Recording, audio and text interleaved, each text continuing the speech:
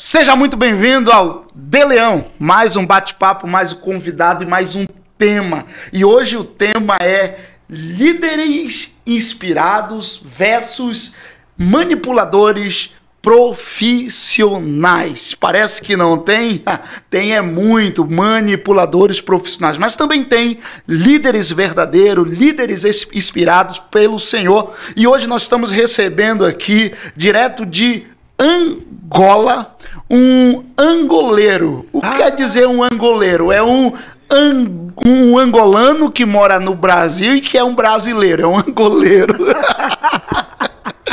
É um amigo, é uma pessoa de Deus e que acabou de escrever um livro com o tema Liderança Cristocêntrica. Liderança cristocêntrica. O bate-papo tá muito legal. Fique à vontade, mas faz o seguinte. Primeiro, dê uma olhadinha aí. Se você ainda não é inscrito, inscreva. Acione o sininho para receber notificações de novos vídeos. E faz o seguinte, deixa um comentário que sempre norteia muito a gente aqui no bate-papo, em tudo que a gente vai estar trazendo. Sem mais delongas, deixa eu receber aqui pastor Benício, pastor, escritor, conferencista. Benício, seja muito bem-vindo, meu irmão. Apertar sua mão. A paz do Senhor Jesus, que alegria, meu querido. Recebê-lo. Eu sou orgulhoso, a alegria e o prazer é todo meu.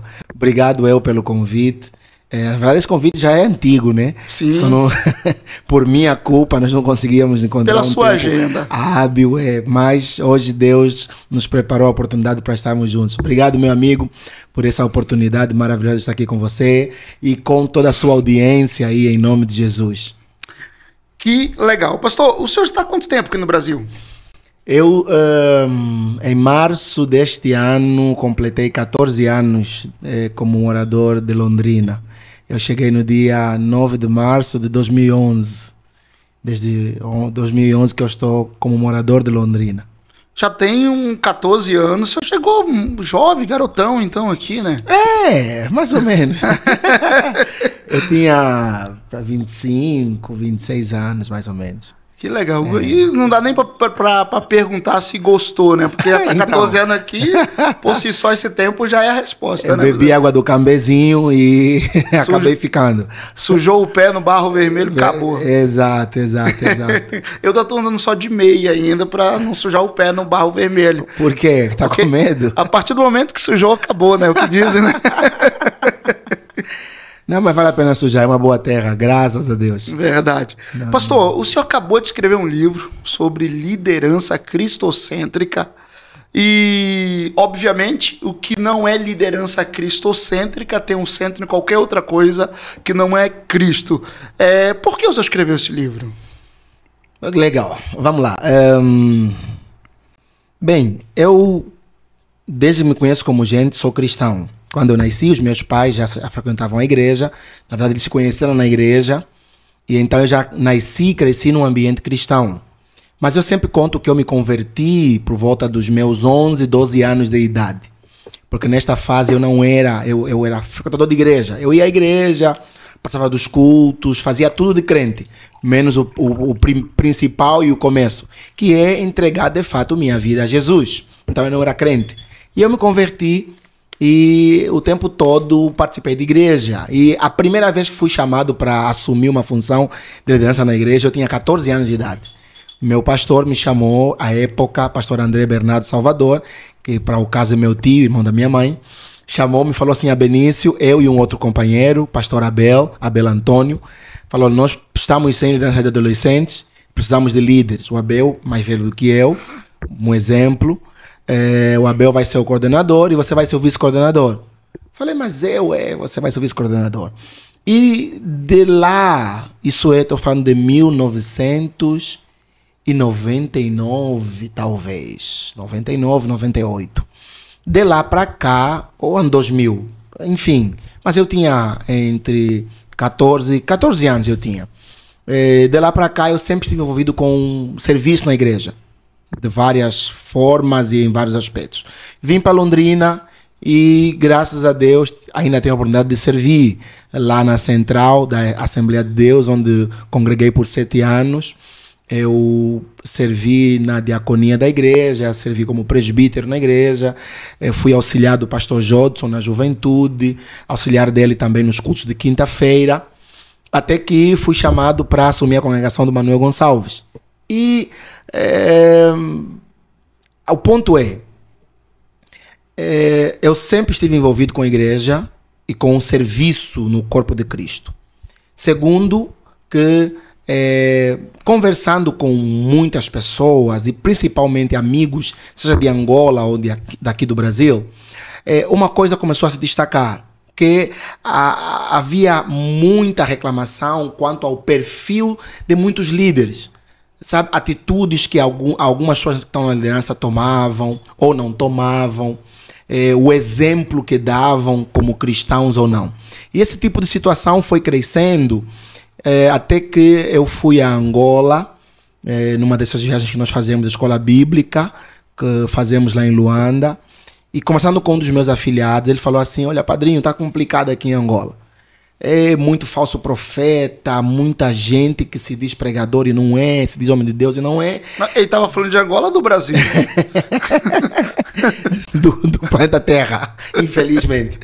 E por causa disso, ele disse, né? Tem muita gente seguindo essas pessoas e vivendo no engano.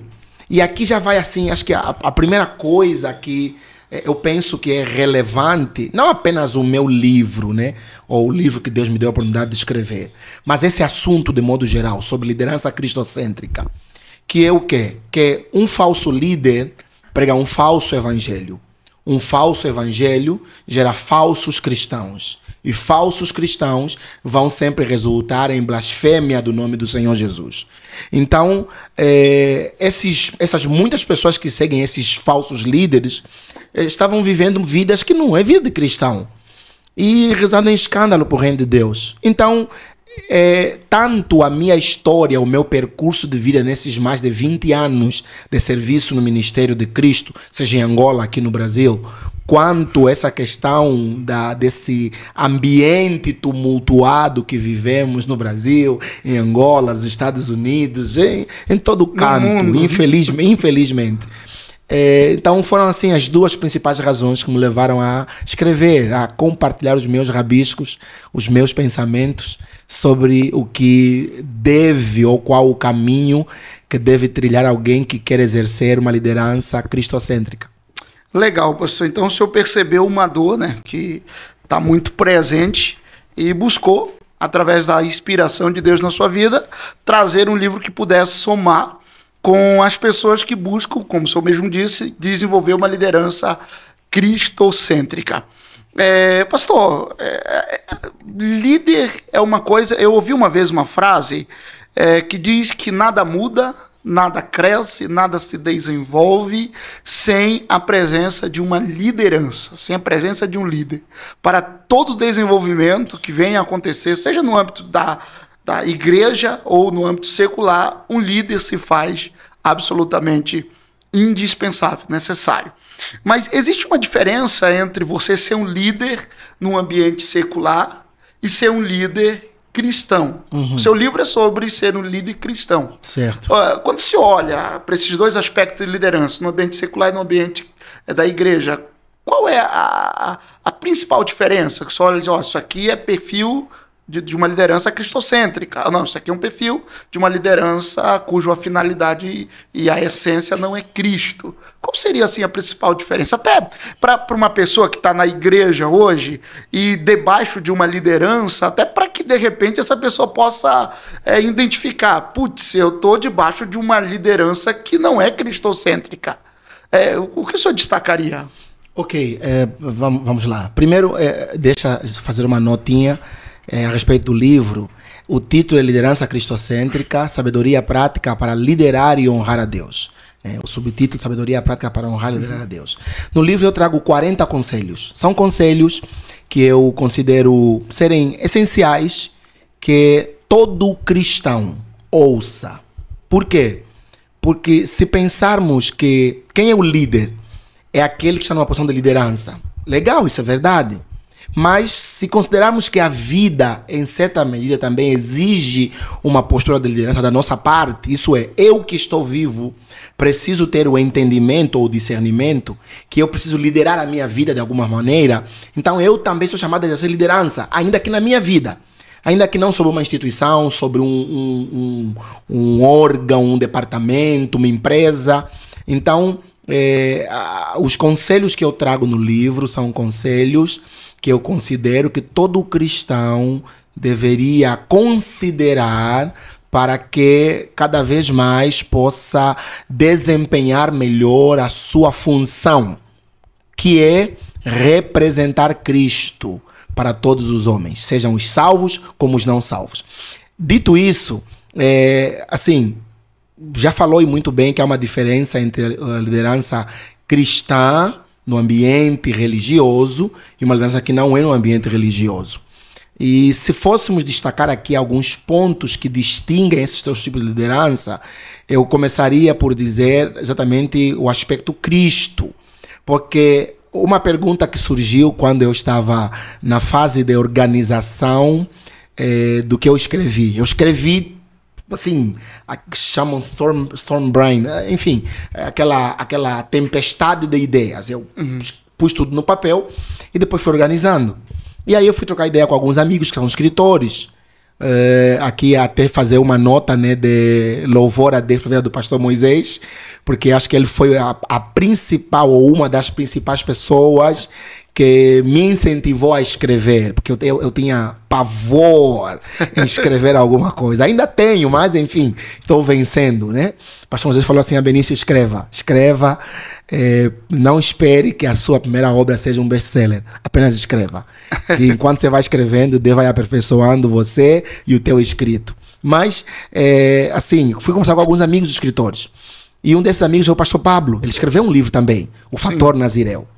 E ele me fez uma pergunta assim fantástica. Ele falou: mano, o teu livro, porque o título do livro era um outro, era uma liderança mais cristocêntrica. Ele me perguntou: é possível uma liderança cristã que não seja cristocêntrica? Eu parei e pensei e falei: não. Por óbvio. Por quê? Porque se é liderança cristã, não tem como não ser cristocêntrica. Sim. Só pode ser cristocêntrica. Porque se sai disso, não é mais liderança cristã. É qualquer tipo de liderança, mas não é cristã. Então, a liderança cristocêntrica ou a liderança cristã, ela precisa estar sentada em Cristo. É por causa dele. Nele existimos, nele nos movemos, por ele, para ele são todas as coisas. Então, primeira característica é essa, que um líder cristão que se propõe a exercer sua liderança no ambiente religioso, ele precisa ter claro por quê, para quem, com quem e em nome de quem ele faz o que ele faz. Em nome de Cristo. Não tem como tergiversar, não tem como pensar, não, mas depende. Primeiro, Cristo. No ambiente secular, não é isso. Porque você, por exemplo, você pode ser empregado numa empresa, mesmo que seja o CEO, ok, mas tem o fundador da empresa. E esse dono da empresa tem uma filosofia para a empresa dele, você vai ter que seguir a filosofia da empresa dele. Segunda característica importante que nós devemos pensar sobre uma liderança cristã é que ela precisa ser uma liderança que é marcada pela fidelidade a esse Cristo. Fidelidade a Cristo. Em contabilidade, eu estudei, eu me formei técnico médio de gestão em Angola, 4 anos de ensino médio de gestão. Depois eu frequentei por 3 anos a Faculdade de Economia em Angola. Não me formei porque eu cancelei o curso para vir ao Brasil, fazer o curso de Teologia e me preparar para o ministério. Mas é um assunto que sempre me interessou. E na área da contabilidade, economia, você tem lá um termo que se chama assim, custo de oportunidade. É um termo muito específico nessa área da contabilidade, da economia, das ciências contábeis e econômicas. Mas eu uso a ideia do custo de oportunidade para relacioná-lo com a fé. Considere o seguinte: o que seria o custo de oportunidade? De modo muito simples, é a decisão que o Abenício precisa tomar de abrir mão aqui de algo que está disponível a ele ou que ele precisa nesse momento. Ele vai decidir abrir mão disso agora para poder ganhar lá na frente uma outra realidade. Ou o contrário, ele toma posse disso aqui agora, já sabendo que vai abrir mão de outra realidade amanhã, futura. Então, custo de oportunidade. Em termos de liderança, pense, e aqui é para provocar mesmo, mas é para provocar reflexão. Esse é o nosso papel enquanto comunicadores do evangelho e pastores, né? Tensionar para o povo pensar. É isso, é amadurecer em Cristo. Mas pense num jovem cristão que é empresário e ele vai falar assim, olha, Benício, é muito difícil eu desenvolver o meu negócio aqui no Brasil, com todo o potencial que ele tem, seguindo todas as regras, todas as metodologias, todos os procedimentos que a Fazenda, que a Receita e tal colocam. Então, eu preciso, sei lá, dar um jeito. Ou então, olha, eu tenho um parceiro econômico, ou alguém que pode ser um parceiro econômico, só que essa pessoa, ele, né, não só tem uma idoneidade questionável, mas já ouvi por A e por B que ele até se envolveu em algumas coisas para conseguir isso, aquilo do negócio dele que ele faz. Só que eu sou cristão. Aí eu entro o custo de oportunidade. A Bíblia fala que a gente precisa considerar que as más companhias corrompem os bons costumes. Sim.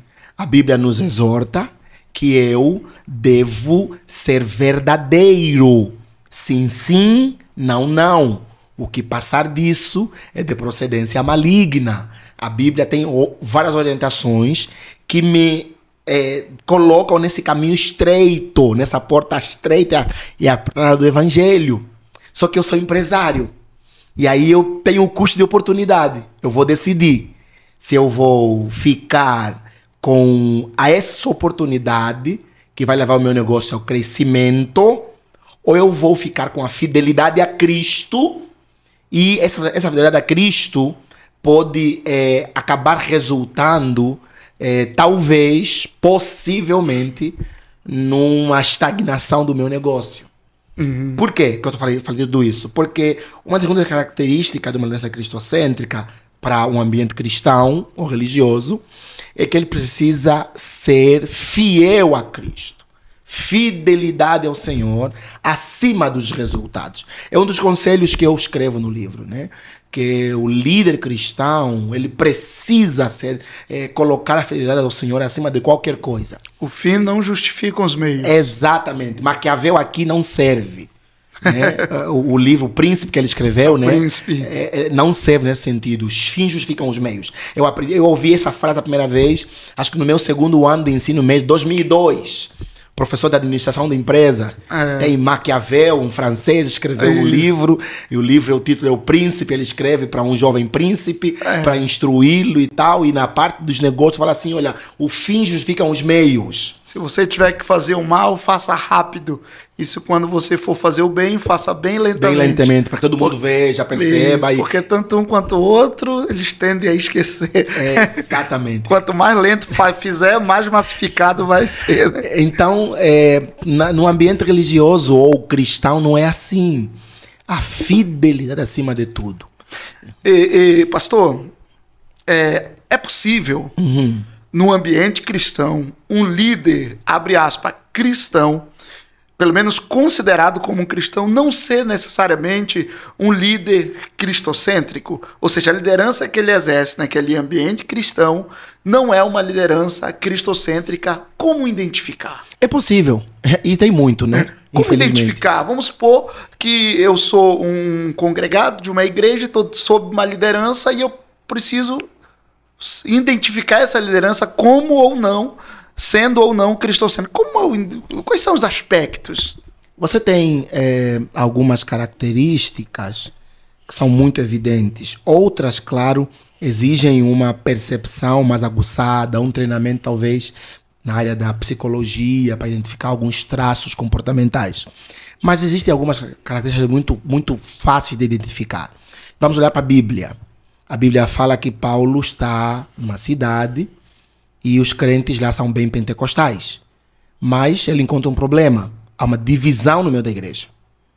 E eles dizem assim, Paulo fala assim, nós temos aqui 4 grupos de crentes.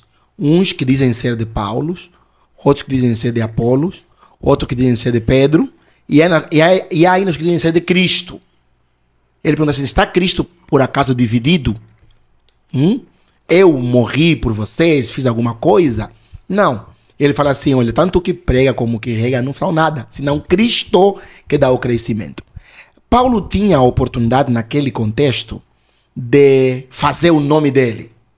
Já que tinha um grupo que já o aceitava, e ele chega com a autoridade apostólica naquele meio de cristãos, ele podia dizer assim, aqui vou aproveitar, vou sedimentar o meu nome, vou cravar no coração dos indecisos que eu de fato sou um homem de Deus e eu sou o cara. Mas Paulo, ele aponta para Cristo. Uma liderança na igreja, que o líder fala muito de si, dos seus feitos, das suas realizações. E você percebe que Jesus é um detalhe apenas na história. Essa é uma liderança que não é cristocêntrica. Irmãos, olha, graças a Deus eu tive a oportunidade de fazer esse curso. Graças a Deus eu tive a oportunidade de fazer essa obra. Aquele tijolo aí foi eu que coloquei, eu que pintei. Olha, esse ar-condicionado foi eu que coloquei. Olha só, Deus é tão bom que ele põe o nome de Deus. Mas você percebe que ele não está, de fato, dando glória a Deus. Está dizendo assim, como Deus é feliz por contar comigo. Porque se não fosse por mim, rapaz, seria complicado. Deixa eu tensionar, vou tensionar um pouquinho mais. Aquilo que o Senhor colocou, e eu entendo que o Senhor colocou, não é a sua percepção plena. O Senhor está trazendo aspecto como um expert na área da entrevista que tem se tornado, né? As várias vozes da sociedade. Nada acontece sem um líder. Ok, a ideia, ela tem um sentido de ser, mas ela não é plenamente verdadeira. Por um aspecto, o principal de tudo que existe, o ponto de partida, foi feito sem um homem sequer. No dia que Deus disse haja, não existia homem algum. Então, Deus decidiu incluir-nos no seu fazer. Mas ele não está preso a nós para realizar o seu fazer. Jesus fala isso quando ele entra em Jerusalém. O povo está clamando, Hosana que vem em nome do Senhor, Hosana que vem em nome do Senhor. Aí o povo, né, os dor de cotovelo, os fariseus falam assim, vocês são lá da Galileia, vocês são lá do subúrbio, aqui estão na capital, manda os seus discípulos que se calem, estão fazendo muito barulho. O que Jesus respondeu para eles? Se estes se calarem, até das pedras, o meu Pai suscita louvor. Quando Jonas decidiu fugir, Deus usou seus servos que são da natureza. Usou o vento, usou o mar, usou um peixe e levou o profeta onde ele queria. Enfim, de fato, o papel do homem é importante. Mas nós temos em muitas igrejas homens que estão usurpando ou sobrevalorizando o valor que eles têm no reino de Deus. O reino é de Deus. Então, quem de fato tem a primeira, a do meio e a última palavra é o próprio Deus. É o homem. Eu gosto de uma ilustração que o pastor Moisés usou uma vez, quando pregou no Manuel Gonçalves, alguns anos atrás, nunca mais esqueci. Ele falava sobre a nossa dependência de Deus e o privilégio que temos de participar com Ele no seu fazer. Aí ele contou uma história que numa mata tinha um elefante enorme. Elefante, era mais um mamute do que um elefante. E onde ele passava, destruía tudo. E tinha uma formiguinha bem em cima, né, daqui do pescoço lá do elefante. E a formiguinha gritava, olhem, vocês restos de animais, olhem como nós destruímos tudo onde passamos. Olha como nós somos fortes e potentes. Olha como nós somos grandes e corajosos, né? Mas ela não fez nada. Quem fez tudo foi o mamute. Só que o mamute sabia que ela estava lá em cima e ainda assim permitiu fazer, não, fica aqui em cima mesmo, não desce daqui não. Fica aqui em cima, vamos junto, destruindo tudo. Quem fez o trabalho é o mamute, né? Então você tem, infelizmente, muita gente em ambientes de igreja que eles estão num culto à personalidade, São pessoas que vivem manipulando os outros para serem seus dependentes. Ele usa as armas da persuasão num modo muito ruim, ou com medo, ou com promessas, para manter as pessoas perto delas, dependente delas. E esse tipo de liderança não é uma liderança cristocêntrica. Está acontecendo, mas não é com certeza cristocêntrica. No caso, uma liderança cristocêntrica seria uma liderança como a liderança de Cristo. Como a liderança de Cristo. Tem alguns aspectos da liderança de Cristo que eu acho interessante. O senhor falou que um líder manipulador, ele agrega pessoas com artifícios, né? Com manipulação, com promessas, enfim. E a liderança de Jesus, a gente percebe que Jesus ele nunca buscou agregar pessoas para si, agregar no sentido de se vocês estiverem, eu farei, mas muito pelo contrário, a gente percebe ele com uma certa postura, quando ele começou a pregar muito duramente, todo mundo foi embora, ficou os 12, que ele olha para os 12 e diz, olha, vocês não querem ir embora também? A gente percebe que o agregar pessoas não definia o ritmo da ida de Cristo, né? Se vocês quiserem ir embora, vocês podem ir embora, eu vou continuar na minha pegada. Aí, eu tenho uma pergunta aqui. Eu percebo aí que me parece que liderança não é sobre eu liderar pessoas, mas liderança é sobre eu liderar um dom que eu carrego debaixo de uma visão que me foi dada, confiada. Obviamente que quem é a pessoa que escreveu o livro e que tem a profundidade nesse assunto, mas não fica um pouco evidente isso? A sua percepção não está muito longe daquilo que outras pessoas também têm pensado a respeito, chegam quase à mesma conclusão. Eu falo alguma coisa sobre isso no livro, em 3 conselhos diferentes, mas vamos lá. Acho que temos que dividir o assunto aqui em três momentos diferentes. O primeiro é essa questão da dependência de quem está na posição de liderança de pessoas. Na perspectiva cristã, o senhor é pastor de igreja assim como eu. Nós fomos chamados não pelo nosso ministério daqui de Londrina para pastorearmos. O nosso ministério respondeu um chamado do Espírito Santo. Quem nos comissiona, quem nos vocaciona, quem nos dá a oportunidade para exercer a liderança é Deus. Aí a igreja local confirma. Atos 13. E estavam orando e tal, e o Espírito falou, apartai-me a Saulo e a Barnabé para que eles tenham chamado. E a Bíblia diz que eles orando, impuseram as mãos sobre eles e os enviaram. Então quem chamou foi o Espírito Santo. Quem confirmou o chamado foi a igreja local que os enviou. Do mesmo jeito na nossa vida. Eu entendo assim, que Deus nos chamou e os nossos pastores entenderam esse chamado da parte de Deus, porque somos muitos. O Senhor começou a pastorear na condição de presbítero, é isso? Sim. Eu do mesmo jeito. Tinha evangelistas, tinha pastores, tinha irmãos que já foram líderes de outras igrejas, vamos dizer, na fila. Por que chamar 2 presbíteros? Não é porque o pastor achou os presbíteros mais bonitos. Não. Com certeza não, né? É porque ainda bem que não foi o critério.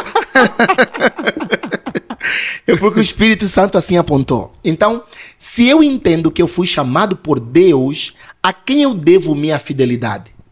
A quem eu devo minha lealdade? A quem eu devo a minha obediência, o meu esforço, a minha dedicação? A Deus, não às pessoas. Seja ela a igreja local, a liderança de modo geral, ou a outras pessoas que virtualmente ou eventualmente eu venha a ter contato com elas. Por quê? Claro que eu não vou ser ingrato ou não vou desconsiderar as pessoas a quem eu estou servindo, Deus servindo-as. Mas pessoas que querem ter muita gente ao seu lado são pessoas com problemas de autoestima. E aí uns são manipuladores, porque ele quer reforçar sua autoestima, tendo perto dele gente, talvez que seja menos capaz, em algum dom, em alguma habilidade do que ele. Ou pessoa que tem problema de autoestima, no sentido de que ele se sente, como direi, ele se sente, de alguma maneira, inseguro. E aí o inseguro, ele fica andando ou dando o tom do seu serviço de acordo com os aplausos ou as vaias das pessoas. Eu não fui chamado para esperar aplauso das pessoas ou talvez as vaias deles. Se virem, amém. Os aplausos, as vaias também, amém. Mas a minha preocupação é agradar a Deus. Atos capítulo de número 4. Os Pedro e João são presos e tal, no capítulo 3 procurarem aquele paralítico. Aí o Sinédrio chama para uma conversa, fala assim: vocês estão proibidos de pregar no nome de Jesus, proibido de falar no nome dele. Eles falam assim: julguem vocês diante de Deus, se é justo ouvir-vos a vós ou a Deus. Nós não podemos deixar de falar do que temos visto e ouvido. E eles, naquele momento, não depois, naquele momento reafirmam: vamos continuar a pregar, a falar de Jesus. Se quiser pode nos prender agora mesmo, porque se não saímos daqui, vamos continuar a falar no nome dele. Por quê? Porque o serviço deles não era com as 3.000 almas que se converteram no dia de Pentecostes. Não, era com Cristo. De modo que Filipe entendeu assim: não, eu estou aqui numa grande cruzada na Samaria, mas agora vou para um outro lugar ermo, lá ao fundo, para encontrar um único homem, um etíope, e vou pregar para ele, do mesmo jeito como se estivesse pregando para aquela multidão em Samaria. Então, assim, essa é a segunda coisa. A primeira coisa é discernir que Deus é quem nos chamou. A segunda coisa é discernir que o trabalho a que fomos chamados a realizar, esse trabalho, nós não vamos prestar conta com as pessoas. Elas vão nos pedir contas, vão. Mas Jesus falou assim: vocês temem os homens que só podem matar o corpo e não fazer mais nada. E não temem a Deus, que pode matar o corpo e fazer perecer no fogo do inferno a vossa alma. Essa parte imaterial. Então é a Ele que vamos prestar conta no final de tudo. E eu preciso ter essa consciência. Aí entra a parte que você falou sobre administrar ou liderar uma habilidade, né? De fato, porque nós não somos chamados a liderar pessoas no sentido de dominar sobre elas. Não. Eu sou chamado a lidar com pessoas para perceber os talentos que há nela e potenciá-los. Para desenvolvê-las. Exatamente. Eu lembro que na faculdade, Dr. Antônio Carlos Barros, AC, o fundador da Sul-Americana, foi meu professor, foi meu orientador na minha monografia, uma bênção. Um velhão cheio das graças. Não é Maria, mas cheio das graças. E o Antônio Carlos Barros dizia assim: ô moçada, comendo amendoim na sala de aula, né? Gente boa, vamos lá. Qual é a principal tarefa de um pastor na igreja? Nós dizíamos: meditar e orar. Faz parte. Visitar os crentes, faz parte. Pregar um sermão bíblico e tal, faz parte. Mas qual que é disso? Vocês estão deixando uma parte que é importantíssima. A principal tarefa de um pastor na igreja é dar trabalho para os crentes. Nós ríamos: como assim? Nada a ver, que loucura. Mas depois ele um dia explicou, falou assim: vocês não entenderam. O professor ou o pastor, ele é como um treinador que tem que olhar para os seus membros, discernir em Cristo suas habilidades, seus chamados, e prepará-los, potenciá-los, para que eles vivam esse potencial que Deus colocou neles. Porque todo ser humano, em especial todos os salvos, receberam potencial da parte de Deus. E agora a função desse líder é perceber isso e despertar. Mas não é dominar sobre esse liderado. Porque tem às vezes irmãos, queridos companheiros, que ficam tristes, falam assim: olha, essa pessoa chegou aqui, estava assim, eu cuidei, tratei, agora que está bom, foi embora, abriu o ministério dela. Ou então, olha, saiu da igreja, recuou, não valorizou o trabalho que eu dediquei na vida dele. Não, irmão. Calma, você fez a sua parte. Agora, se a pessoa foi embora, deixe-a ir. É melhor que ela vá, porque nunca esteve contigo, na verdade. Ou já esteve por um tempo e não está mais. Você quer manter alguém cujo coração está longe de ti, só por causa da aparência, do número, da estética? Por quê? Solte, deixe a pessoa ir. como pastor de igreja, acho que você já passou por isso. Às vezes vem irmão e fala assim, pastor, eu quero ser membro da congregação. Fala, amém, glória a Deus, seja bem-vindo. A gente fica feliz. Mas às vezes a pessoa vai falar que você quer ser membro da congregação, era membro de uma outra congregação, está em algum outro lugar. Eu recebo com muita alegria. Aí daqui a pouco vem um outro e fala assim, pastor, eu quero trocar de igreja. Eu assim, como assim? Mas por quê? Tratei mal você, fiz alguma coisa? Não, no final, pastor, eu não sou o que achei que meu tempo aqui acabou. Ah, que isso, esses crentes. Calma. Calma. São ovelhas de Jesus. Gosta de receber, mas não gosta de... Tá aí, ela, assim, não está indo para o mundo.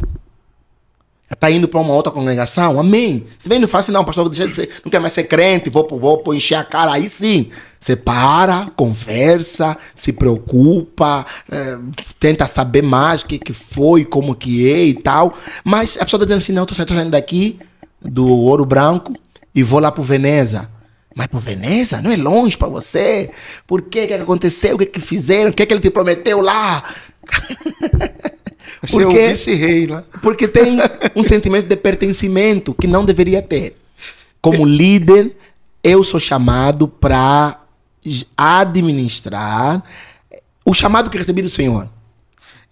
Pastor, não as pessoas do Senhor, né? Enquanto o senhor falava, né? O senhor falou muitas coisas aqui, a cabeça fica um turbilhão, porque esse é um assunto que de fato eu aprecio demais. O senhor falava sobre liderança, pelo menos eu entendi e entendo dessa forma, não é sobre prender pessoas, mas é sobre desenvolver a liderança em pessoas. Sim. Com a finalidade de que elas sigam o seu caminho, com a Sim. finalidade de que elas desenvolvam, tenham a sua liderança desenvolvida e empregue essa liderança no chamado que Deus o chamou. Aí eu lembro de Jesus, que ele disse, é melhor para vocês, vou colocar... Que eu vá. É melhor para vocês que eu vá, porque se eu não for, o Espírito Santo não vem. E se o Espírito Santo não vir, vocês não vão se tornar quem vocês devem se tornar. Uhum. Ou seja, eu acho que, e eu ouvi essa frase, o maior ato de um líder é preparar o seu substituto. É preparar alguém que vai ser tão eficaz ou até mais eficaz do que ele foi naquele lugar.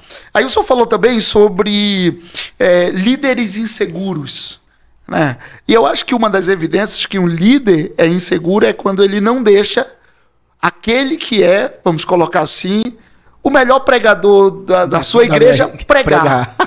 Não deixa. Só prega quando tem uns gatos pingados na igreja, mas quando o culto de domingo ou Santa Ceia, não deixa pregar. Por quê? Porque aquele pregador é melhor do que ele. Então ele fica com medo de perder o seu espaço, com medo de perder o seu lugar. Eu acho que isso é de uma mediocridade muito grande. Assim, vamos começar lá atrás, né? Você falou algo assim fantástico, né? Sobre o líder preparar para soltar esse liderado no mundo. E de modo muito simples. Onde é que o senhor se converteu? Aceitou a Jesus? Que cidade? Foi num berço. Não, mas sim. Eu passei uma fase, mas foi em Belém do Pará. Belém do Pará, ok. Hoje o senhor serve como pastor aonde? Londrina. São quantos quilômetros de distância, mais ou menos? 3.200 km. Eu aceitei a Cristo em Angola. Eu já sirvo ao Senhor como pastor em Londrina. Mais de 7.000 quilômetros de distância. O que seria... E claro, eu não estou aqui inflando a nossa posição. Sim. Mas estou reconhecendo que por meio dela, Deus tem feito sua obra.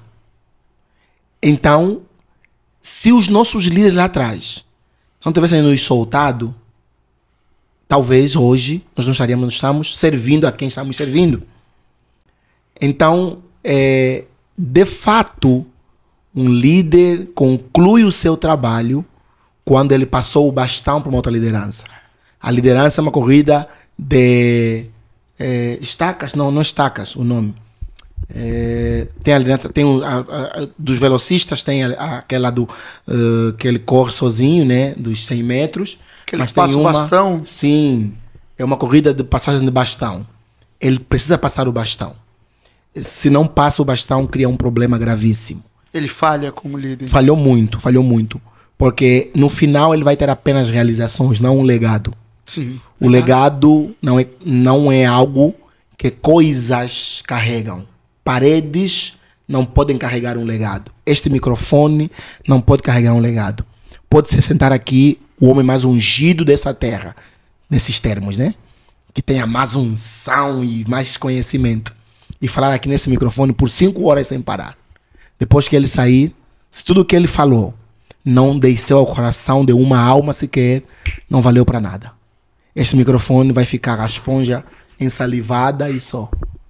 Mas, se vir aqui alguém e por 5 minutos falar com a graça de Deus e aquilo que ele falou em 5 minutos descer ao coração de algumas pessoas, valeu a pena todo aquele tempo que ele falou. Então, um líder precisa ter mais do que realizações, mais do que feitos. Precisa ter um legado. E legado só pessoas carregam. Coisas não carregam legado. A segunda coisa que você falou é sobre... Deus, deu um branco agora. Como é? Sobre liberar? Sobre... Não, o senhor falou sobre a questão do líder, né, que libera os seus o líder inseguro. O líder inseguro, né? Essa questão da insegurança. A insegurança está muitas vezes relacionada com a falta de discernimento do seu chamado. Quando você está inseguro do seu chamado, você fica inseguro com como exercer esse chamado. Porque se você não sabe de fato que Deus te chamou, então você fica na dúvida, meu Deus, será que estou no lugar certo? Daqui a pouco vão me tirar, daqui a pouco vão me ligar, daqui a pouco vão falar. Isso está inseguro, porque você não confia que Deus te chamou, né? Não tem segurança no teu chamado. Mas quando sabe que Deus te chamou, sabe que Deus não te chamou apenas para um lugar. Deus te chama para momentos, mas principalmente para uma missão. A missão se cumpre em momentos. E em alguns momentos eu vou estar num lugar e depois vou estar em outro lugar. Mas a missão é maior do que esse momento. E se Deus me chamou, eu estou seguro, estou tranquilo. Pastor, esses dias me fizeram uma pergunta e eu respondi dessa forma. Me disseram assim, mais ou menos desse jeito. Olha, como que falando mal de algum líder, de uma liderança espiritual, uma liderança pastoral, eu disse, olha, é muito perigoso falar mal de um pastor, falar mal de um líder. É muito perigoso. Por que é perigoso? Eu digo porque geralmente pessoas que são chamadas para estar na frente de trabalhos, chamados por Deus, geralmente essas pessoas, elas não desejam realmente aquilo, elas não querem. É um chamado de Deus sobre a vida dela, que é mais forte do que as suas próprias vontades, que elas se curvam àquela vontade, mas que aquilo, se aquilo fosse... Se houvesse uma opção de não escolher aquilo, esse líder, ele não escolheria. E é por isso que é tão perigoso, porque se aquela pessoa está ali, chamada por Deus, e se despindo das suas próprias vontades para cumprir um propósito, quem sai em defesa daquela pessoa é aquele que o chamou. É o próprio Deus. Por isso que é tão perigoso. Aí eu citei, inclusive, a passagem de Miriam e Arão. Que falam contra Moisés. Falaram contra Moisés e Deus veio na hora. Por quê? Porque Moisés estava ali e a gente sabe, no episódio lá da sarça, que ele não queria aquilo.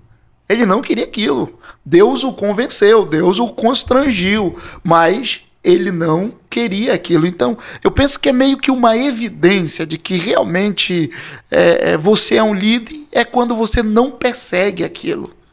Você não vive convergindo todas as suas ações, todos os seus relacionamentos, todos os seus estudos para aquele fim. É uma coisa que parece que Deus te surpreende, Deus te pega e te traz. E você não tem opção. Entendo o que você está colocando. Eu penso que dá para acrescentar a isso o entendimento seguinte, que tem casos, a grande maioria de fato é assim, gente que não queria, né? Eu queria ser banqueiro. Não bancário, banqueiro. Eu queria ter meu banco. Verdade, era meu sonho. Falei, vou me formar em economia, vou estudar que nem um doido e vou ter meu banco. E Deus vai me dar a graça que antes dos 50 nesse banco vai estar estabilizado e vai ser uma bênção. Era o meu sonho. Então, é muito comum termos gente no ministério, chamados por Deus, que almejavam outra coisa que não o ministério. E Deus os chamou para o ministério. Também tem caso de gente que queria o ministério. Só que o detalhe é, esse querer o ministério, primeiro, não foi algo que nasceu dele. É um sentimento que Deus colocou no coração dele. Foi Deus quem despertou esse desejo no coração da pessoa. E essa pessoa, normalmente, gente que cresce no ambiente de igreja, já conhece e acaba gostando. Mas a segunda característica, que de fato é alguém chamado por Deus, eu acrescentaria, é que essa pessoa que gosta ou sempre pensou nele como uma possível liderança religiosa, ele nunca criou meios, caminhos, jeitos humanos para chegar lá. Porque infelizmente tem gente que faz isso, infelizmente. Sim. Relacionamento, contato, amizade. Sim, é o tal do bajulador. Bajulador. Ele vai bajulando daqui, vai servindo dali, vai oferecendo benesses da acolá e tal. E daqui a pouco ele assume essa ou aquela função. Tem gente assim. Sabe uma terceira coisa que também tem muito na igreja? E esse dia eu estava conversando com um sobrinho meu lá em Angola. E fala assim, uau, como isso é muito verdade. E eu nunca de fato parei para elaborar isso. Você sabe, mas nunca parou para elaborar. É o quê? Sabe aquele irmão Joãozinho que cresce na igreja? Ele não sabe cantar muito bem. Ele não é um eloquente na fala. Mas ele está sempre nos cultos. Ele não falta nos cultos.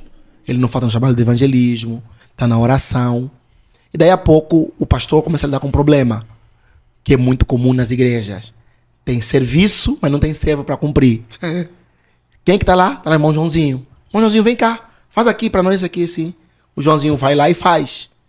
Ele não faz com eloquência, mas faz. E daqui a pouco o Joãozinho começa a crescer. Ele começou cuidando do som. É só ligar aqui o botão e aumenta aqui, depois desliga. Daqui a pouco o som evoluiu agora na mesa digital. Ele foi pro Data Show. Depois ele foi começar a tirar o nome de quem chegou no culto. Depois começou a ler o nome na frente dos visitantes. Começou a dirigir culto. E a prática foi lhe treinando. Ele continua não sendo alguém eloquente, mas ele está ali, está fazendo. E essa pessoa alcança lugares de liderança. A questão é, ele foi chamado por Deus para aquilo especificamente? Provavelmente não. Só que a história dele de vida o levou àquele lugar. Ele se torna líder. Se torna pastor presidente. Só que você olha e fala assim, mas cadê aquela chamada? Porque assim, querendo ou não, uma das coisas que você percebe que alguém de fato foi chamado para liderar é que sua influência sobre os outros é notória. Ele não precisa se esforçar. Ele não precisa... Não. Ele vai chegar num lugar, num ambiente, começar a falar, e é um magnetismo que vai atrair os outros para perto dele. Isso é um sinal inequívoco de alguém que foi chamado para assumir uma função de liderança. Esse irmão Joãozinho não tem isso. Só que ele faz bem suas tarefas. Aquilo que lhe pedem para fazer, ele entrega. Ele é eficiente. Ele tem fidelidade. Exato. Agora, este irmão Joãozinho, ele é chamado? Talvez não. Mas ele tá fazendo uma obra. Aí, o que acontece muitas vezes? Chega um momento que por mais bem intencionado que ele seja, vai parar. Porque há um lugar, há um momento, há um nível que só o chamado de Deus pode romper. Pode fazer a pessoa transcender aquela barreira e ir adiante. Você falou sobre a questão de não tocar nos líderes, e tem muita gente que reclama, fala, isso aí é coisa de líder manipulador, que criar uma teologia para se defender, para justificar uma postura autoritária, uma postura dominadora e tal. Não tem nada disso de que não toca nos juízos do Senhor. Não tem como. Tem sim. Primeiro que está na Bíblia, literalmente, Davi falando. Alguém dirá assim, não, mas você não sabe. Davi, ele fala isso porque ele sabe que ele é o próximo da vez. Então ele já fala, olha como a mente... A Bíblia fala assim, que para o perverso ou para o iníquo, né? Tudo é mal, né? Tudo é mal. Sim, porque ele já pensa assim, não, Davi falou isso para se precaver, porque ele seria o próximo líder. Então, para não acontecer com ele, falar isso já para os seus soldados que eram já meio loucos, para que eles não tentassem amanhã fazer o mesmo com ele que ele fosse fazer com Saul. Nada disso. Mas está no texto. Segundo lugar, o Senhor já citou muito bem o exemplo de Moisés no Antigo Testamento, como Deus o defende, quando num caso de racismo, né, discriminação racial e étnica de Miriam e Arão, ele fala assim, então ele é preta, vocês são brancos. Tá bom, vem cá, Miriam, vai ficar branquinha, tá? E deu uma leprinha nela, né, nela e no Arão. Mas o mesmo nós vemos no Novo Testamento. Paulo, Atos 9. O que é isso? Quem Paulo estava perseguindo? Os crentes. Os crentes. Que Jesus disse para Paulo? Está me perseguindo. Por quê? Porque esta pessoa, ele não está andando só segundo o projeto dele de vida. Ele está vivendo um projeto de Deus. Sim. Paralisá-lo, persegui-lo, maldizê-lo, é maldizer o Deus que lhe chamou para fazer aquilo que ele faz. É certo que essa orientação não torna o líder imune à repreensão. Sim. Porque o líder continua sendo humano. O chamado divino não o tornou irrepreensível, mas mais do que isso, não o tornou perfeito. Ele continua humano, continua falho. E muitas vezes vai falhar. Muitas vezes vai falhar. Agora, é importante que aquele que se propõe a trazer a correção tenha a sabedoria ao fazê-lo. Quando eu fui assumir a primeira igreja, eu falei, meu Deus do céu, eu sou menino novo, tem pastor na igreja, tem evangelista na igreja, tem irmãos que são da idade do meu pai, como é que eu vou processar essa gente? Se Jesus me ajuda, vou na Bíblia. Que texto eu fui ler? Acho que está de Paulo a Timóteo. Porque Timóteo era um jovem pastor. Sim. Falei, vou ler os conselhos que Paulo deu para Timóteo. Ele fala assim, Timóteo, com os mais velhos, com os anciãos, trate-os como se fosse seu pai. Seu pai. Isso é, você vai corrigi-los. Vai corrigir como se fosse corrigir teu pai. Como é que eu corrijo meu pai? Pai, você é um cabeça dura, você... Claro que não. Com todo respeito. Eu sou africano. Ô pai, posso falar contigo? Seguinte, eu tive uma ideia, não sei se está certa, mas também mesmo sou uma ideia da minha cabeça. Pode ser que eu estou totalmente errado, né? Mas vou falar só a minha ideia, o senhor ouve só. Se tiver alguma coisa boa, amém. Se não tiver também, o senhor esquece, que não tem problema não.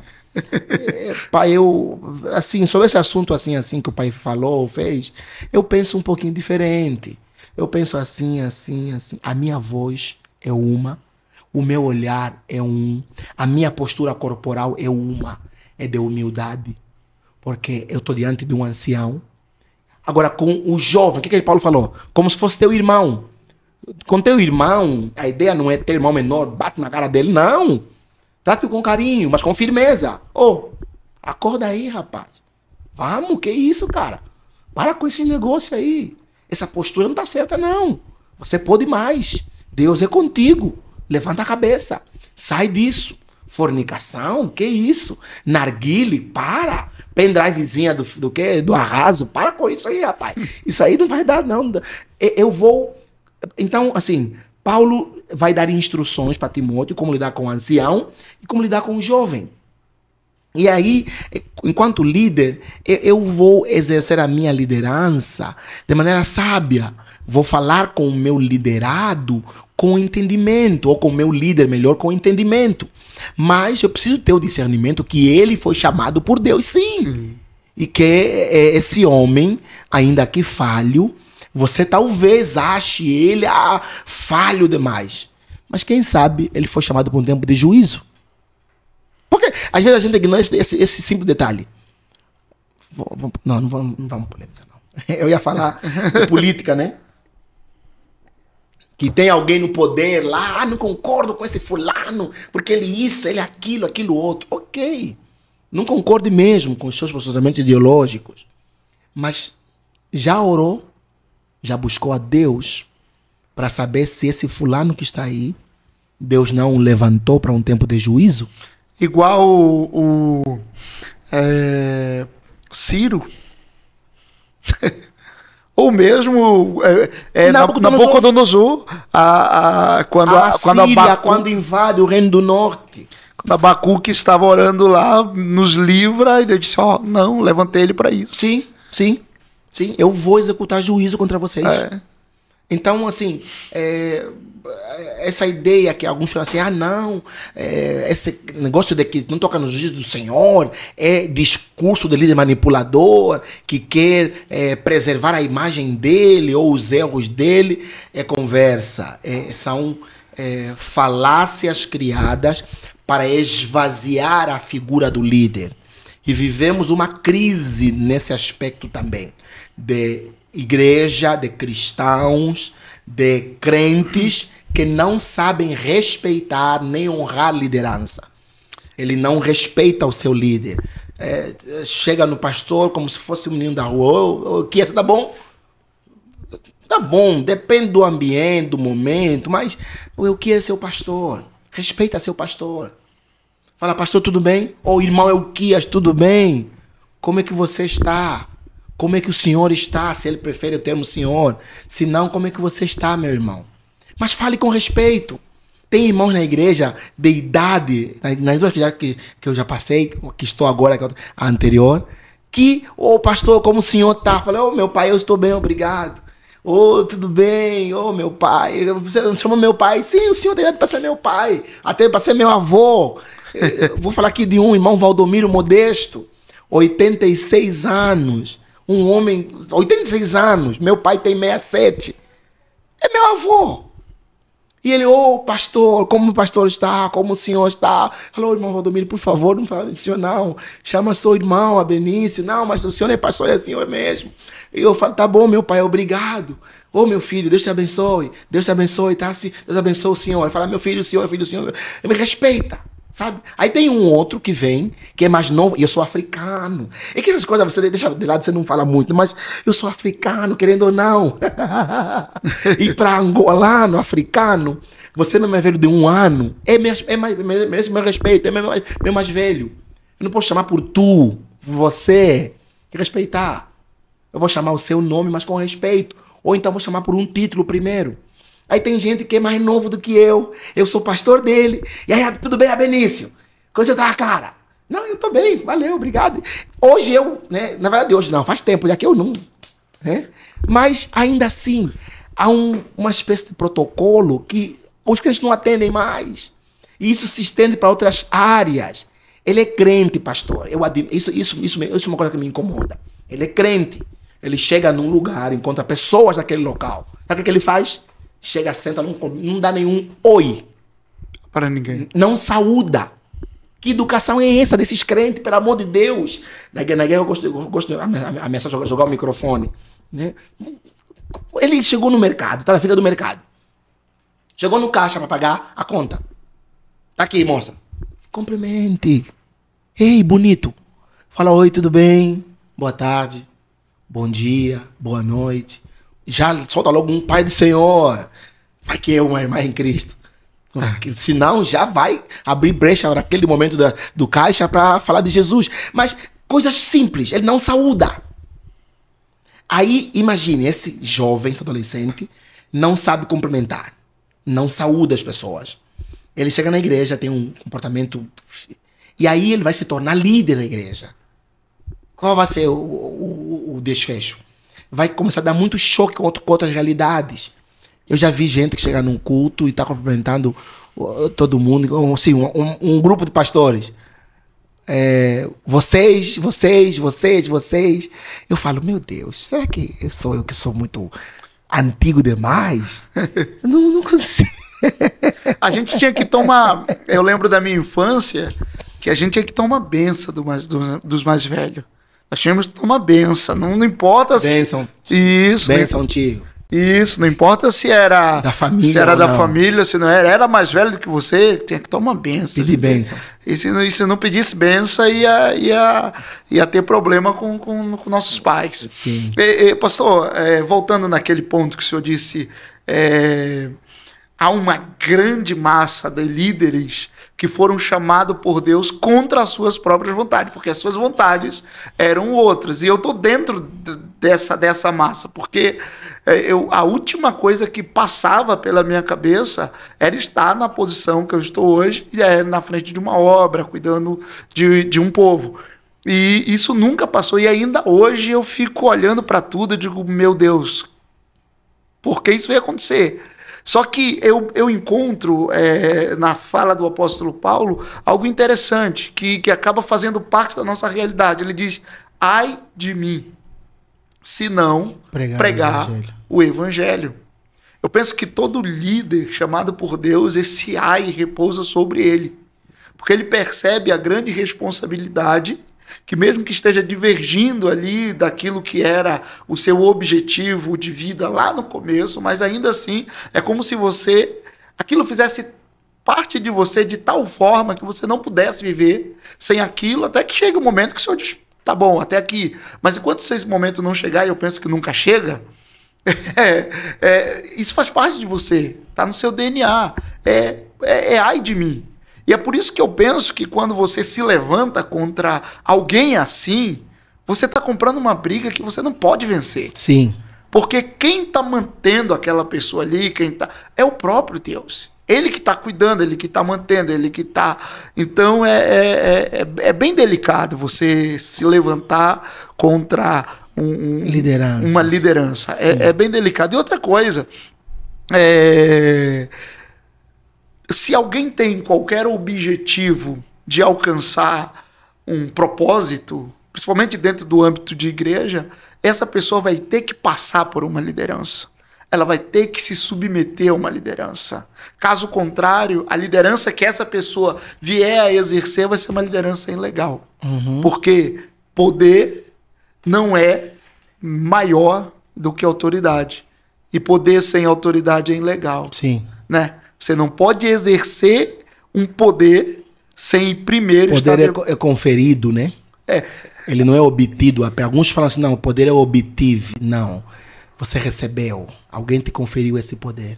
Eu fico prestando atenção na questão lá de Jesus e João. Quem era mais poderoso? Era Jesus, obviamente. Mas quem tinha autoridade naquele momento João. Era João. Se Jesus iniciasse o ministério dele sem se submeter à autoridade de João, Jesus estaria usando o poder dele de maneira ilegal. Interessante. É interessante, porque você vai perceber que uma voz anunciou Jesus para o ministério depois que ele se submeteu à autoridade de João. Sim. Né? Porque Jesus era poderoso, João era quem tinha autoridade. Quem começou pregando o evangelho do reino era João.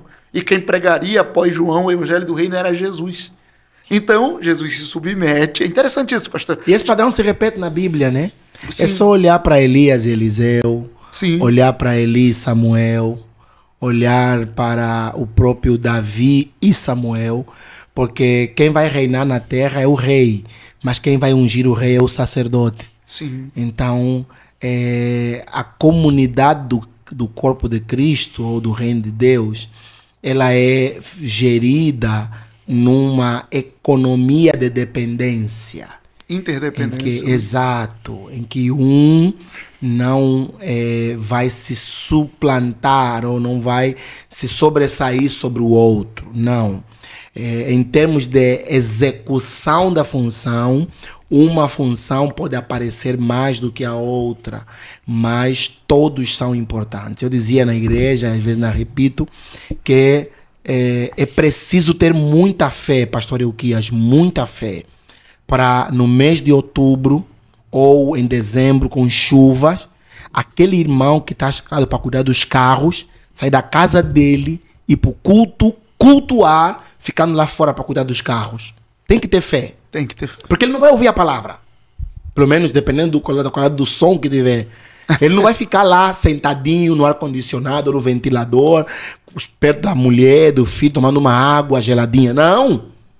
Ele vai ter que ficar na rua, talvez com guarda-chuva, talvez molhando os pés, para cuidar do carro dos irmãos, que talvez nunca vão dar carona na vida dele. Ele está lá. No domingo, dia chuvoso, para prestar um serviço a Deus. Tem que ter fé. Então, entender que no reino de Deus, o que me torna grande não é o púlpito ou a relevância que tenho diante dos outros. mas é a fidelidade com que faço o que faço, faz toda a diferença. Seja servir um copo de água para alguém que vai pregar, seja na sala das crianças, ficar lá com elas e instruindo a palavra, seja ficar no estacionamento ou pregar no culto de Santa Ceia. Às vezes até é melhor ficar no pátio cuidando dos carros do que no púlpito pregar uma verdade que eu não vivo, que eu não acredito, que eu desmereço. E pastor, falando sobre liderança, esse é o nosso assunto, afinal o senhor tem um livro sobre liderança, e como é que alguém consegue comprar o seu livro? Já vamos colocar aí, pastor, deixa eu pôr uma água por favor, pro senhor aqui. Olha, tá sem rótulo a garrafa porque ninguém tá patrocinando a gente. Então, se alguém quiser um rótulo aqui... Tá aí já, pro merchan, aproveitem. Como é que faz para entrar em contato com a produção? Pode mandar uma mensagem mesmo aí, deixar uma mensagem direcionada pra gente. Ou um e-mail no... Oi? Ou um e-mail no... O e-mail? Uhum. O e-mail pode ser kias.leão@gmail.com. Só que faz o seguinte, deixa uma mensagem aí mesmo. Eu leio todas as mensagens eu leio, respondo. E a gente, você quer patrocinar aqui, fica à vontade, só mandar uma mensagem aí, colocar uma mensagem pra gente. Pastor Benício, a gente tá falando sobre liderança e é um assunto que eu sou apaixonado, é uma das minhas grandes paixões, assim, de leitura, de reflexão. E eu percebo que a coisa mais importante para um líder, o senhor pode concordar ou não, para um líder, e na verdade é o que legitima uma liderança, na minha percepção, é a visão. A visão. A visão que o líder tem, ela legitima-o como um líder verdadeiro. Eu falo isso dentro do que o Jesus falou. Ele disse assim, se um cego guiar outro cego, ambos caíram no buraco. Peraí, Jesus está dizendo que um cego pode guiar. O cego, ou seja, alguém que não tem visão, pode guiar. E há um outro texto também, Provérbios, aonde não há visão, o povo se corrompe. Aonde não há visão, ou seja, se não tem visão, não tem direção, não tem um alvo, não tem um objetivo. E se isso falta, aí entra na questão do que Jesus falou, é cego. E se é um cego, ambos vão para o buraco. Como que se houver essa questão de a visão para um líder é a coisa principal? O senhor vê assim ou não? Obviamente que eu estou falando de um líder cristão, um líder cristocêntrico, um líder que tem ali Cristo como a sua base, como o seu núcleo. O senhor percebe assim ou o senhor tem alguma outra... Eu entendo que a principal característica de um líder cristão é a sua identidade como genuíno discípulo de Jesus. Porque hoje nós temos uma carência muito grande de discípulos de Jesus. Nós temos muitos seguidores, muitos fãs, muitos admiradores, mas poucos discípulos de Jesus. Pessoas que de fato entendem, vivem e respiram Cristo, transpiram Cristo. Não há maior realização na vida de um cristão do que essa, parecer-se com Jesus. Ouvi uma frase de alguém que disse, afinal de contas, Deus só tem filhos do tipo Jesus. Ele não tem filhos de outro tipo, só filhos do tipo Jesus. Isso é, Jesus é a forma. Não sei como é que lá em Belém do Pará, mas em Angola construíam casas de alvenaria com blocos de concreto. Você faz a massa no chão e o bloco tem uma forma de 9 e forma de 12. Ele punha a massa do concreto naquela forma e depois a pessoa ia lá e tirava aquela massa de concreto já compactada num formato que depois secava e virava os tijolos ou os blocos para construir a casa. Blocos de concreto. Jesus é essa forma. Para entrar no edifício chamado povo de Deus, tem que passar pela forma Jesus. E aí, falamos fora do ar, né? Alguém disse que Jesus não chamou seguidores, sim, só chamou líderes. Aí eu perguntei, bem, ele está dizendo que aqueles que Jesus chamou já eram líderes ou todos que Jesus chamou têm que ser líderes? Eu penso que a minha leitura é a segunda opção, que todos que Jesus chamou têm de perceber-se líderes, isso é, eles têm que tomar atitudes, posicionamento de alguém que está liderando. E, de novo, liderando não pessoas, mas suas habilidades, seu próprio chamado para abençoar a outros, para servir a outros, para que esses outros se desenvolvam e continuem esse processo de multiplicação até que Jesus volte. Então, se estes que estão desenvolvendo outros não são verdadeiros discípulos de Jesus, temos problema. O que eu falei lá atrás, um falso mestre vai pregar um falso evangelho. Um falso evangelho vai gerar falsos cristãos. Falsos cristãos vão resultar em blasfêmia do nome do Senhor. Vemos aí, muitos famosos. Eu sou cristão. Olha para a pessoa. Pelo amor de Deus. Não há transformação. Não é só transformação. Não tem nada de Cristo mesmo. Até o diabo fala assim, não, rapaz, você também não é do meu time, não. Mas aí onde que entra a visão? Eu entendo, portanto, que aquele que está em serviço, ele precisa, tendo claro sua identidade de discípulo, discernir o que isso significa. E esse discernimento é então a visão. Porque a visão, talvez, muito mais de saber um destino para onde se vai, é saber para quem estou olhando. Olhando para Jesus, o autor e consumador da nossa fé. Então, porque eu falei lá atrás que a liderança nós temos na missão, e a missão se cumpre em momentos. Durante mais de 6 anos eu estive na congregação do Ouro Branco. O senhor também já mudou de congregação? O senhor tava Ainda não. Ah, ok. Então, continue lá por muito tempo, em nome de Jesus. E que a obra avance. Mas eu fiquei durante 6 anos numa congregação e hoje estou numa outra congregação. Então, mudou a localização geográfica. Mas a missão continua a mesma. E qual é a minha missão? Representar Cristo aos homens. Apresentar Jesus aos irmãos. Que esses irmãos aprendam a amar a Cristo. Aprendam a querer imitar Jesus. Que esses irmãos decidam que vale a pena viver por Cristo. A tal ponto que se precisar morrer, eu morreria por causa desse Cristo. Né? Aí, qual é essa visão? Muito mais do que o destino para onde eu vou levar esses irmãos, porque esse destino não é necessariamente um lugar. Não. Esse destino vai ser uma pessoa, né? Jesus.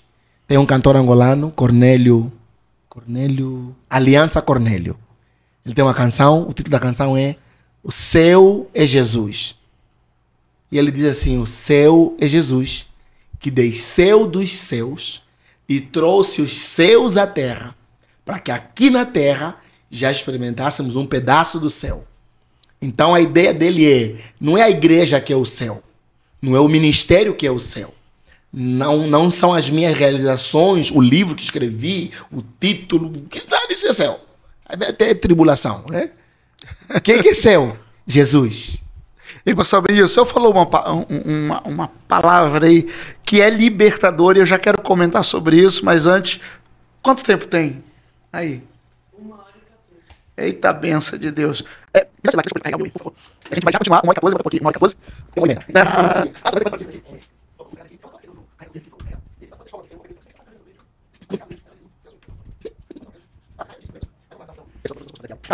eu já vou tentar para minha igreja. Já tem 100 atrás, tá? Tá, vamos crescer. Mas eu quero colocar esse ponto aqui, mas vai ser um pouquinho mais. Tá bom? Não, eu vou soltar hoje ainda. Amor? Não vi, não.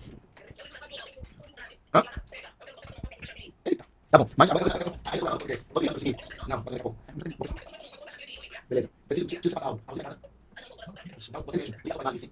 Maria mesmo. Tem que falar Moliel. Diz Moliel que eu estou gravando um podcast. E eu quero que ele fale a igreja, tá? Tá, Virgínia? Tá bom. A vida é Moliel, por favor, a igreja. Virgínia, mais 2 horas. Não, mas eu preciso de 25 minutos. Aumenta lá, já lá. Isso é verdade. Tá bom, tchau. Conversa, isso é verdade. Eu não sei se eu vou livro. Você já Não, eu vou fazer um story. Fala aí, né? Não, beleza, eu vou essa parte aí. Tá, vamos cuidar nisso. Não, porque... São Benício, tem uma frase que o senhor colocou que, para mim, é uma frase libertadora com relação àqueles que estão nas igrejas. Porque aquele pensamento grego, ele ainda é um pensamento muito presente nesse contexto de liderança e liderados. Por exemplo, o senhor colocou assim, liderar, e a gente até comentou em outros momentos, liderar não é necessariamente liderar pessoas, mas é liderar uma habilidade. É liderar o seu dom, aquilo que é intrínseco em você, que o Senhor já te colocou. E nesse aspecto, e pelo menos eu compartilho da convicção de que todo mundo carrega preciosidades dentro de si, ou seja, dons que precisam ser liderados não por outros, mas pela própria pessoa. Só que muitas das vezes dentro da igreja fica a impressão que alguns poucos são líderes e a grande massa são a massa de servos, de seguidores. E dentro dessa visão, e ela é libertadora porque ela coloca todo mundo, ela nivela todo mundo à posição de líder. Não necessariamente de líder dentro da igreja, no aspecto de grupo, líder de jovens, não. Mas a pessoa é um líder dentro de uma capacidade que ela precisa desenvolver, e aquele ambiente da igreja é um ambiente adequado, afinal, que está sendo colocado ali é a palavra de Deus que é capaz de desenvolver a liderança dessa pessoa para que ela possa executar no propósito que Deus chamou ela. Que nem sempre o propósito é relacionado objetivamente dentro das quatro paredes da igreja. Perfeito. Às vezes é em outro segmento da sociedade. Perfeito. Que o dom dela vai caber perfeitamente dentro de um propósito que talvez... É Deus quem chama médicos, Sim. Quem chama policiais, quem chama juízes. É Deus quem chama. Ou seja, aí a gente percebe que o servir, ela não está restrita ao prédio, mas servir, na realidade, ela está relacionada ao mundo, ou seja, o campo é o mundo. Né? Como minha experiência pastoral é que eu não sou apenas o pastor da igreja local, eu sou pastor no bairro. Legal. Porque volta e meia me procuram no bairro. Pastor, o senhor é pastor daquela igreja ali, assim, eu vivo aqui no bairro e tal, tem assim, eu pode fazer, pode ir lá, pode orar, pode e tal. Na antiga congregação, então, era muito mais forte isso, porque eu vivia lá, né? Eu vivia na casa pastoral da igreja. Então, a minha cara estava muito atrelada com a igreja. Eu era pastor no bairro. Qualquer problema, chama o pastor Benício. Era assim, literalmente. Até tem uma história... É melhor não, vou evitar. Se manifestou um demônio, chama o pastor Benício. Sim. Aconteceu já várias vezes. Tô lá em casa almoçando, tem telefone tocando. Pastor, sim, pastor, vem aqui rápido. O que foi? Pastor, para lá em casa, porque tem lá, o bicho pegou lá o fulano. O bicho? O bicho lá, o Satanás. Mas como o Satanás pegou lá, pastor, vem rápido. Aí eu parava de almoçar, descia. Não aconteceu nenhuma nem duas vezes, aconteceu várias vezes. Ia lá com a pessoa. É aonde? Não, aqui é assim. Você pensa que ali não, é 5 quadras para baixo. Chega lá. Eita lá, sai. Eu preciso ir almoçar, sai logo. Não dava nem tempo de esfriar como já. Mas, então assim, se você é só pastor na igreja, porque eu sempre falo assim, eu sou pastor na igreja. O pastor da igreja é Jesus. Eu sou pastor na igreja. E se você é só o pastor na igreja, então é porque você só tem o seu chamado naquele lugar, naquele prédio. Mas quando você é pastor e entende que esse é um chamado de Deus na tua vida, na igreja, no mercado, na vizinhança, onde quer que você esteja, você tem um chamado de Deus na sua vida. Então você vai ser chamado, ou espera-se que você exerça dessa vocação de Deus também nesses diferentes ambientes, diferentes espaços, diferentes contextos. Então assim, entender o chamado, ele é fundamental para evitar também eu me sobrecarregar ou até mesmo assumir coisas que fogem da minha alçada. Eu sou pregador, quer dizer, Eu sou pregador. Eu costumo pregar, né?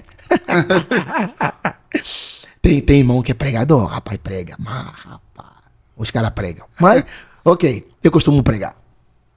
E enquanto pregador, eu recebo muitos convites. Muitos não, alguns. Enfim. Você entendeu? Vamos ser modestos. Sim, sim. Vamos pelo caminho da modéstia, é sempre melhor. Ninguém nunca perdeu por entrar por ele. Eu recebo alguns convites. E já chegou convite para mim para pregar no culto de criança. Sabe o que eu passei a fazer? Eu falei assim, não, irmão, não vou.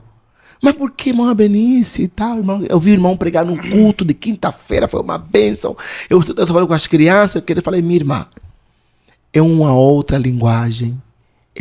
Não, o evangelho é o evangelho, você vai entender. Não é assim. Jesus, ele adaptou sua fala aos contextos. Paulo fala que se fez de louco para ganhar os loucos, de sábio para ganhar os sábios. O contexto é importante. E eu não consigo comunicar no nível que as crianças precisam para entender. Eu ir lá pregar, eu vou roubar dessas crianças a oportunidade de ouvirem alguém que tem habilidades para comunicar com eles naquela linguagem e serem de fato edificadas. Eu vou lá, vou falar, olha, vocês precisam ser resilientes. O que é resiliência? Adulto que nem sabe o que é resiliência, vai para criança que é resiliente. Olha, a expiação. Expiação é um termo muito técnico. Pelo amor de Deus. Então, entender até os nossos limites nos permite escapar de situações que não nos cabem mais.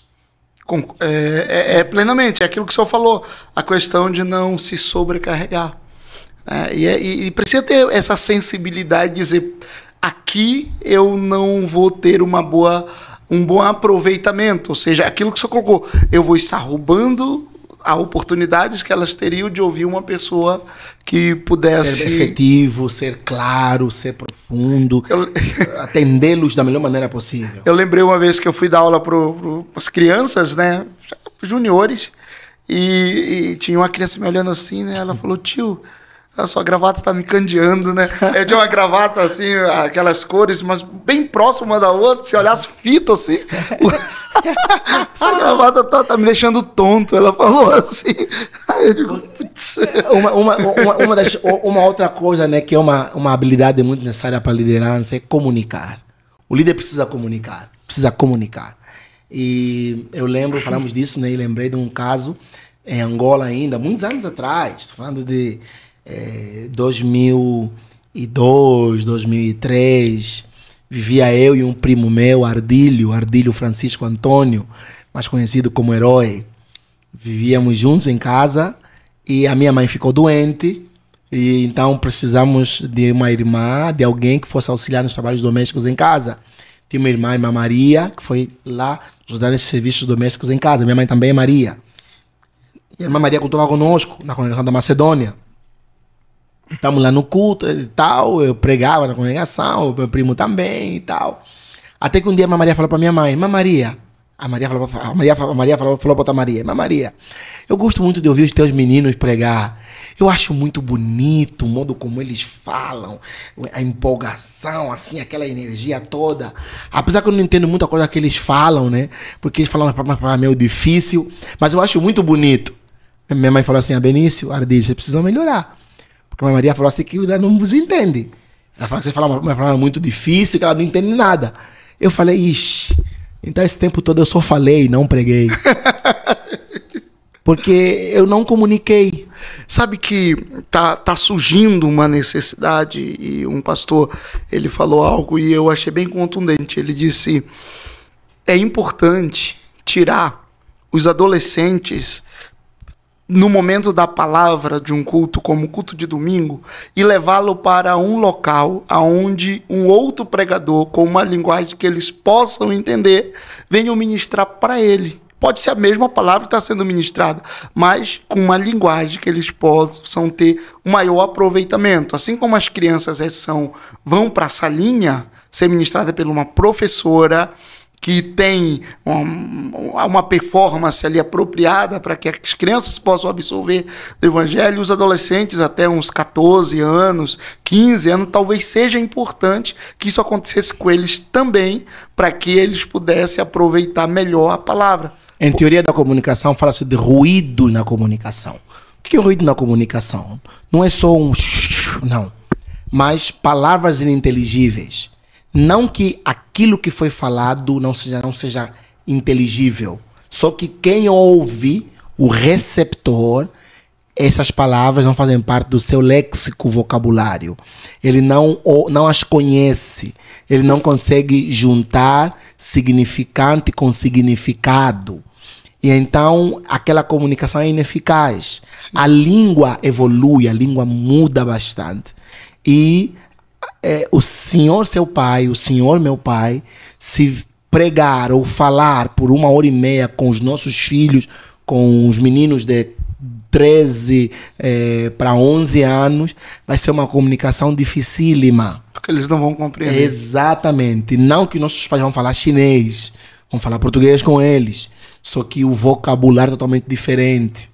Então, eu entendo que esse pastor falou, porque ele está falando em termos de comunicação, teoria de comunicação, que é o modo como nos comunicamos hoje, e principalmente nos meios digitais.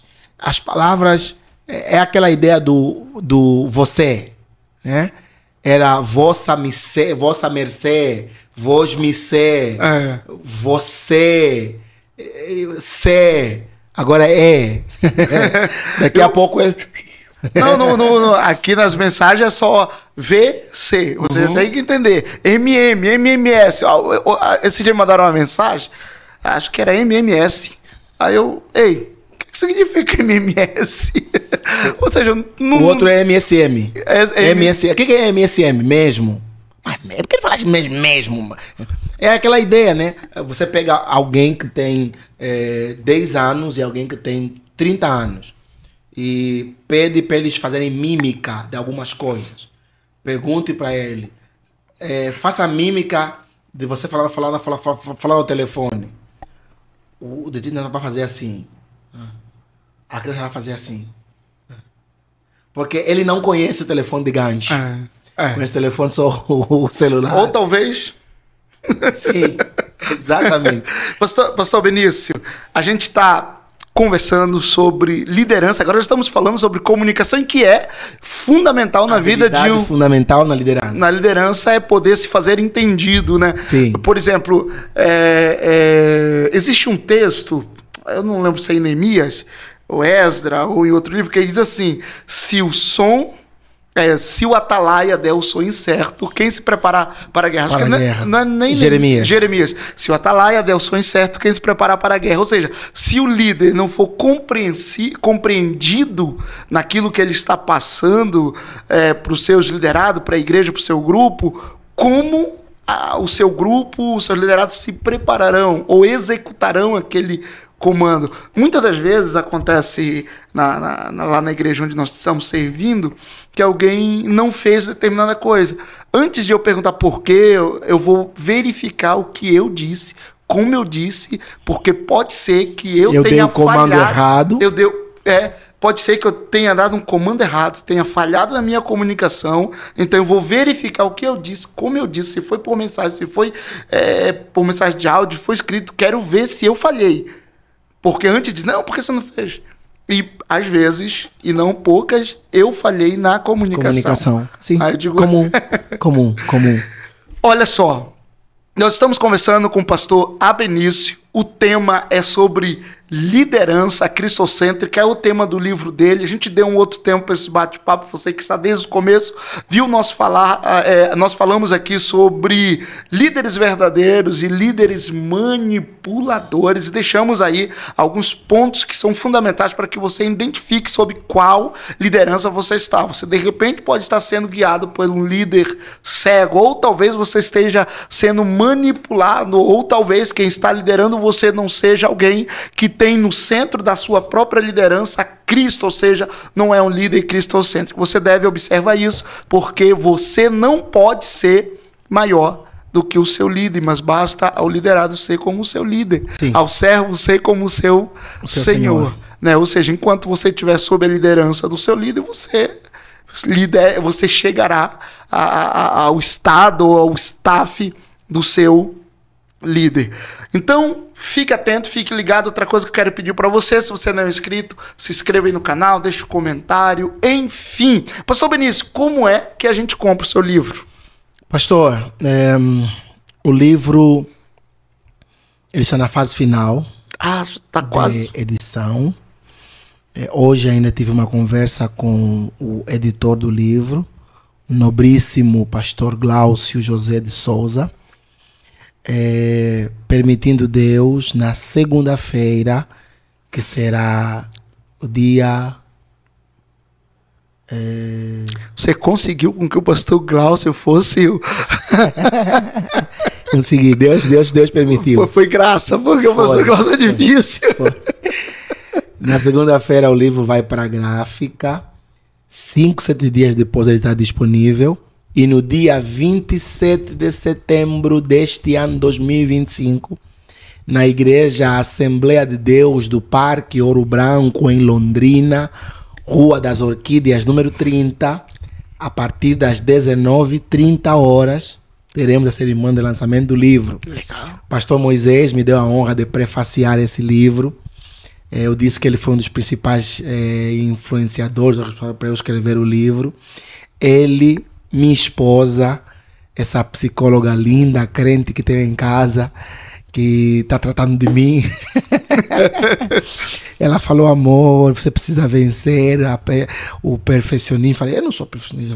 Ela falou, você, o teu perfil diz claramente que você é perfeccionista. Perfeccionismo não quer dizer que você é super organizado. Quer dizer que você, naquilo que você vai fazer, você quer olhar nos mínimos detalhes e isso te trava. E louvar a Deus pela Laurisvalda, pelo pastor Moisés, pastor Elias, apoio fantástico do meu pastor presidente, do nosso pastor presidente, o pastor Robson Brito fez o trabalho de revisão teológica, ortográfica, assim, um trabalho sublime. Pastor Robson Brito é um mestre que eu, assim, surpreendi-me mais do que pela positiva. Assim, eu não esperava, eu conheço, né, de vê-lo pregar, das referências que tenho dele do pastor Glaucio, do pastor Moisés, mas eu não sabia a qualidade, a excelência que ele coloca no trabalho que ele faz, sem igual. Então, Deus me deu a graça, eu sou o mais medíocre de todos que passaram por esse livro. Pastor Glaucio, o editor, pastor Moisés, o prefaciador, pastor Robson Brito, o revisor, alguns amigos que fizeram aí algumas dedicatórias, alguns endossos, né? Pastor Pedro Capingana, tem pastor Gelson Yango de Angola, alguns amigos, outros acabou não tendo tempo de colocar, porque senão ia ficar muita coisa no livro, né? Mas vem uma segunda edição. Segunda edição. Eu escrevi um outro livro, na verdade, mas enfim, esse outro livro é para um outro assunto, outro dia. Então, no dia 27, a partir das 19h30, será o lançamento do livro. E os que puderem comparecer, vai nos honrar muito a vossa presença. Esse livro foi escrito debaixo de oração, de muito medo, de compartilhar aquilo que estava no meu coração, da parte de Deus, mas com uma segurança de que os conselhos que aí estão, os 40, eles não pretendem esgotar o assunto sobre como exercer uma liderança cristocêntrica. Até porque são conselhos que partem da obviedade, do ambiente do que é óbvio. Porém, juntos constituem um corpo de ideias que eu creio que, ao menos, aqueles que tiverem a oportunidade de ler, terão em suas mãos um recurso que lhes permitirá corrigir algumas coisas talvez não sejam muito corretas e com mais leveza e alegria cumprir o chamado que Deus nos chamou, que Deus nos colocou.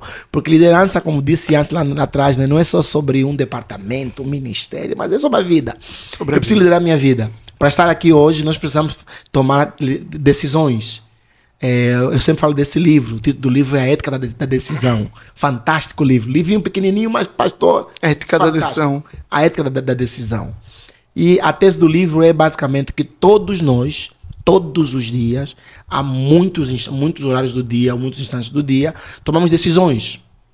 Então, o que ele vai colocar já que você vai tomar uma decisão, então coloque a ética nessa decisão. E a ética, no caso, é a ética do reino.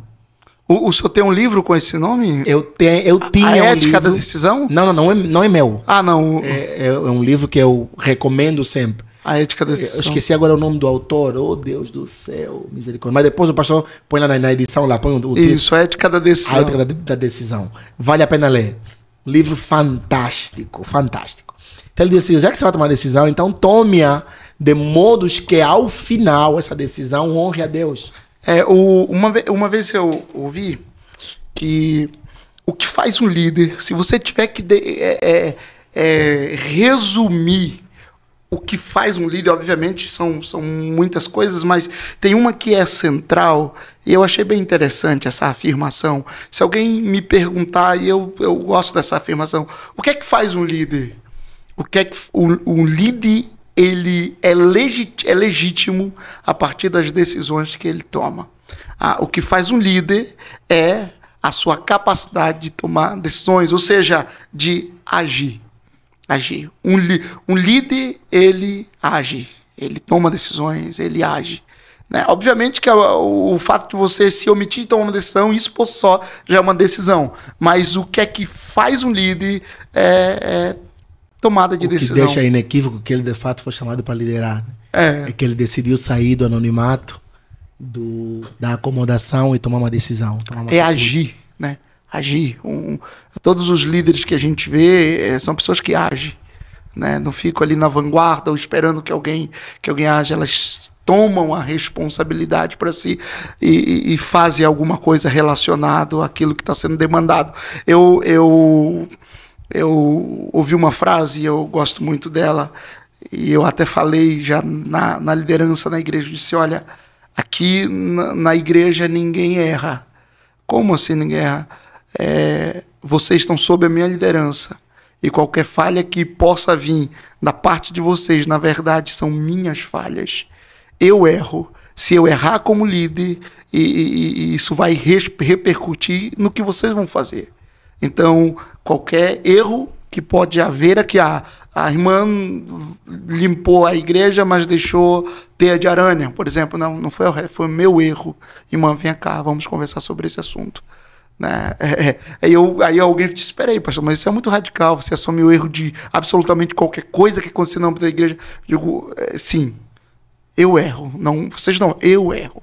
Como líder, eu estou errando. Se eu permitir que as coisas fiquem nesse redemoinho de acontecimentos, voltando sempre no mesmo ponto.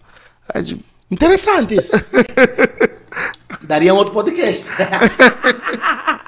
Mas vamos... Estou lhe ouvindo e estou pensando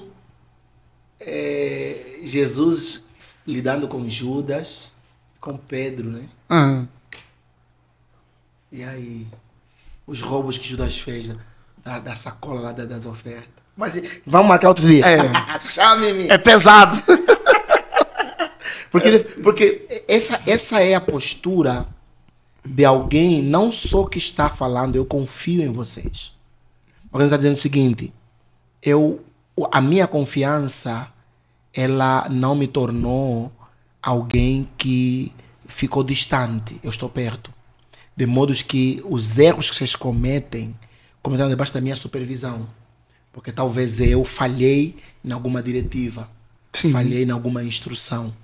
Então, ao invés de culpabilizá-lo por algo que você falhou, eu vou assumir a possibilidade de que eu errei ao dar uma instrução, ou talvez até mesmo colocar você no lugar. Interessante. Num lugar que não era o seu chamado, que não estava de acordo com os dons inerentes.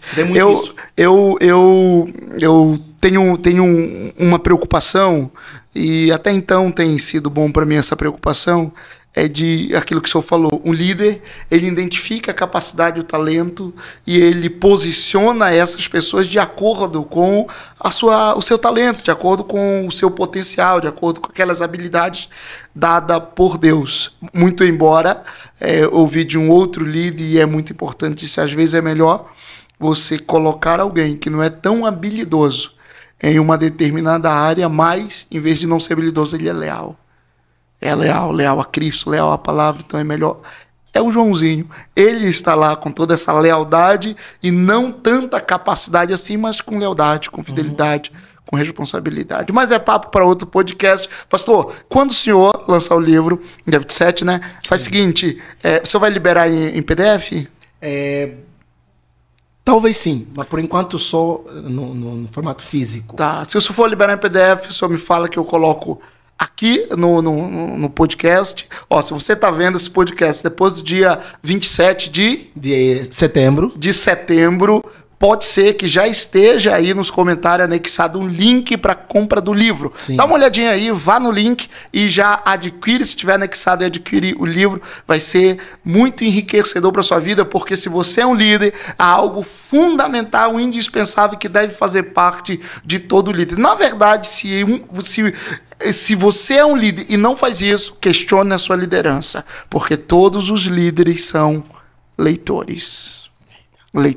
Precisa. Todos os líderes são leitores. Eu ouvi uma frase, eu gosto muito disso. Aprenda com outros, mas nunca se torne outros. Né? Aprenda com outros. Jesus Cristo já sabia tudo intrínseco. Não. A Bíblia diz que ele aprendeu pelas coisas que ele sofreu. Então, aprenda com outros. Ou seja, aprenda com o livro do doutor. Passou quanto tempo escrevendo esse livro, pastor? Assim, podemos falar 8 anos? 8 anos? Desenvolvendo. A primeira vez isso. A primeira vez que eu rabisquei alguma coisa sobre foi há 8 anos atrás. 8 anos. O senhor pesquisou, o senhor falou de pessoas que estiveram envolvidas. Tem quantas páginas? Vai ter quantas páginas? É um livro de cariz mais devocional, então ele vai ter até 110 páginas. 110 páginas. 110 páginas. Para ler um dia. Você lê num dia com dedicação, mas vamos lá, você lê em uma semana para poder ir mastigando bem. Degustando ele. Você vai adquirir conhecimento adquirido pelo pastor Benício, dedicado com outras pessoas em um período de 8 anos. Você vai ler... 8 anos de escrita, né? De maturação. De maturação. Agora, o conteúdo como tal, eu disse que eu, desde os 14 anos... de uma vida. Sim, então pode colocar 20 anos aí. Olha só, você vai entrar em contato com conteúdo maturado desde os 14 anos para cá, ou seja, 20 anos, você vai entrar em contato em uma semana, isso para você ler devagar e mastigando. É por isso que o Provérbios diz, olha, se você tiver, presta atenção, se você tiver, quanto é que vai ser o livro? 50. Se você tiver R$50, você tem 2 opções. Você pode comprar uma pizza, que vai passar 6 horas no seu organismo, depois você vai jogar fora lá no vaso, ou você pode comprar um livro e você vai ler, e esses R$50 vai permanecer para sempre com você, porque você fez o melhor investimento. É o que o provérbio diz, se custa tudo que você tem, adquira, pois, entendimento. Pessoal, Benício, obrigado pela sua estada aqui, eu sei que seu horário está apertadíssimo e tem muita coisa que a gente ainda queria conversar, então vai ficar para um próximo podcast, porém nesse podcast deixa aí uma palavra final. Aí, vou propor já depois que o livro sair, o senhor lê o livro, faz um review e me chama aqui para a gente discutir alguns pontos do livro. Os pontos que você achar interessantes ou preocupantes. E aí a gente bate um papo sobre isso, pode ser? Não me sinto à altura de trazer... Você sente assim. As muitas leituras que o senhor faz sobre liderança lhe habilitam a isso e muito mais. Tá bom, combinado. Amém. Pastor, então, deixa uma palavra final aí. Amém. Meus irmãos, que a graça de Deus seja sobre vocês. E como falamos aqui ao longo dessa conversa, a liderança ela acontece primeiro em nós mesmos. E a Bíblia fala assim que não adianta o homem ganhar o mundo inteiro e perder sua própria alma. Isso exige liderança, autogestão. a autogovernação. Então, minha palavra é: ore ao Senhor Jesus. Peça ao Espírito Santo para que Ele lhe capacite a gerir cada vez mais e melhor sua própria vida. Porque nenhum sucesso, nenhuma realização, nenhum feito externo a nós pode se comparar com as coisas que Deus pode fazer em nós e quer fazer em nós. Então, liderança cristocêntrica começa quando esta pessoa que vai liderar é de fato um discípulo de Jesus e quer seguir sendo liderado por Jesus. Que Deus te abençoe, que a graça de Deus seja com o De Leão Cast e toda a equipe de trabalho, com o apresentador deste programa, em nome do Senhor Jesus. Amém. E que essas palavras se estendam a todos vocês que têm acompanhado a gente. Que Deus abençoe muito, muito vocês. Já estamos aí em quase 6.000 inscritos, para a glória de Deus. E penso que todos vocês que têm acompanhado os trabalhos aqui têm visto que a nossa preocupação é sempre levar verdades. Verdades, às vezes, de cunho social e, sobretudo, verdade de cunho espiritual, verdades que permanecerão. Que Deus abençoe muito vocês, fique na paz do Senhor de novo. Se não é inscrito, se inscreva, compartilhe com alguém e seja profundamente e ricamente abençoado pelo Senhor. Fique com Deus.